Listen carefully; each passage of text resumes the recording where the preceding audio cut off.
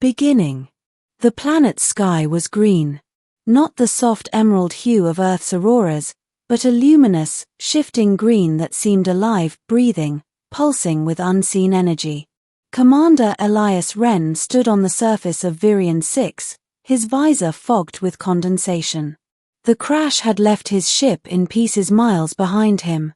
His comms were fried, oxygen supply limited, and every radar ping he sent out came back warped. He wasn't supposed to be here. The navigation system had pulled him off course after a wormhole storm disrupted his route to the Lyra outpost.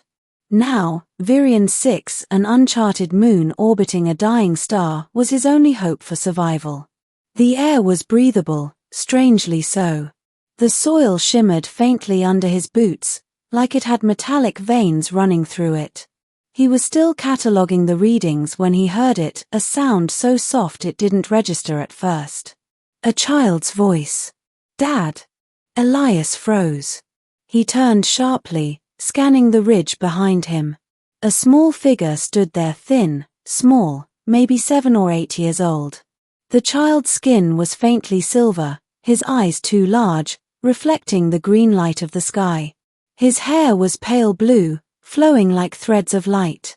The child stared at him, wide-eyed, trembling.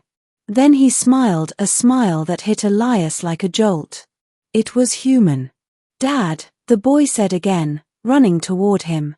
Elias took a step back instinctively. Wait, no, I'm not. Who are you? The boy stopped just a few feet away, blinking in confusion. It's me. I knew you'd come back. Elias's throat went dry. He looked around, searching for signs of civilization, technology, anything.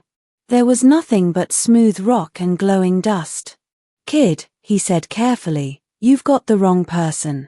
I don't even know you. The boy frowned, then tilted his head. But you have the same eyes. Before Elias could respond, a low hum echoed through the valley. The air rippled, like heat above sand. From the shimmer stepped a woman. Middle. She was tall, taller than Elias by a head, and her skin glowed faintly silver like the boy's, but her eyes were something else.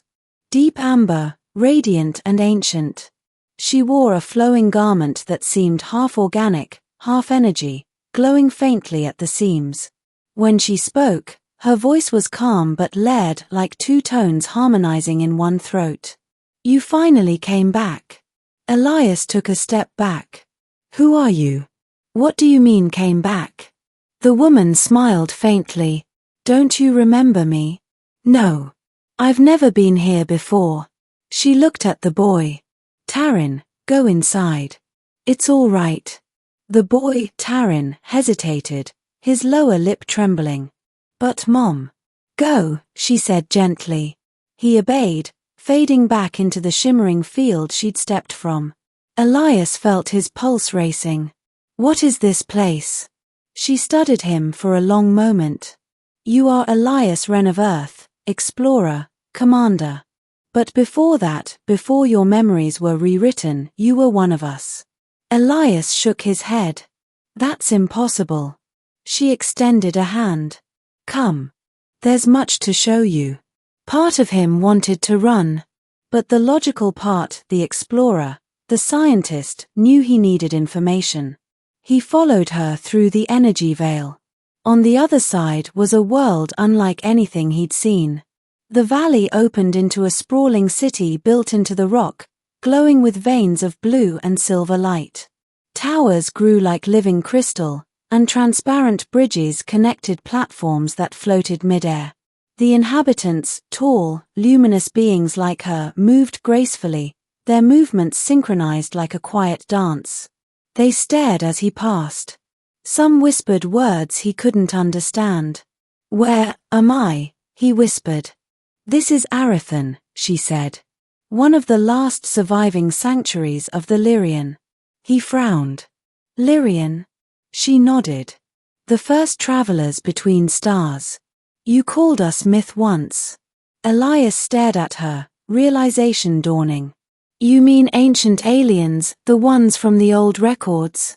They vanished before humanity even reached the belt. She smiled faintly. We didn't vanish. We fell. They entered a chamber filled with swirling energy pools. Images floated in the light, planets, stars, galaxies. Then one image caught his attention, Earth. He stepped closer. That's my home. Yes, she said softly. And once, it was ours. She gestured, and the image shifted. A scene appeared, humanoid figures like her working beside primitive humans. The same eyes, the same faces. You guided us. Elias whispered. For a time, she said. Until the rift came. Until some of us were trapped between realities. Her gaze lingered on him. You were one of them. You stayed behind, to help humanity. But when the rift closed, your body and mind were remade. You forgot. He took a step back. That's insane. Is it? She said softly. How else do you explain your DNA anomalies? Your ability to survive the crash here without a suit breach? He stared at her. He'd noticed those things, but dismissed them as freak accidents of evolution. This is impossible, he muttered. She smiled sadly. Your name, before you left, was Ellen. Elias froze. The sound of it echoed in his head, familiar, like a dream he couldn't quite remember. And the boy? He asked, his voice barely audible. Her expression softened. He is your son, born after you were lost. I told him you would return one day. He shook his head violently. No. I'm human. I'm not whatever you are. She stepped closer. You are both. Turning point. 4 days, maybe weeks, Elias stayed among them. The Lyrian welcomed him cautiously. They showed him their archives, massive, living memory structures that contained knowledge of countless civilizations.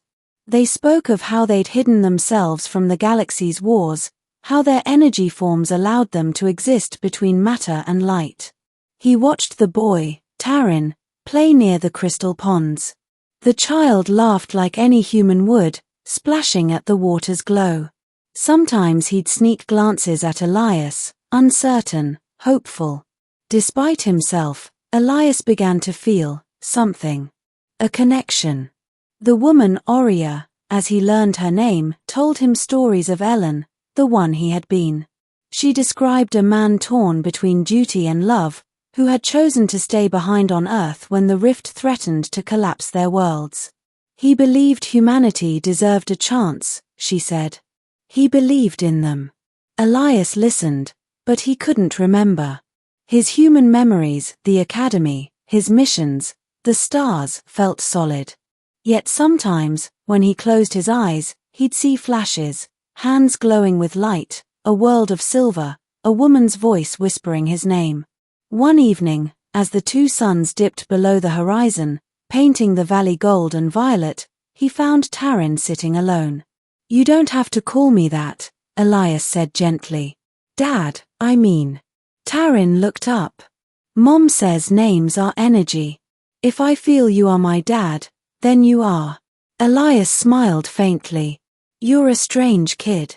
You're a strange dad. They both laughed quietly. That night, he dreamed. He saw himself another version, radiant and alien, holding Aurea's hand under the same green sky. The same boy, smaller, nestled between them. The dream felt too real. When he woke, Aurea was there. You remember, she said softly. Fragments, he admitted. I don't know what's real anymore. Everything is real, she said. Even what you choose to forget. Climax. The peace didn't last. One morning, alarms rang through the city. A rift opened above the valley, swirling light and darkness tearing through the sky. Aurea looked up in terror. The breach. It's reopening. Elias stared at it, feeling a strange pull inside. What does it mean?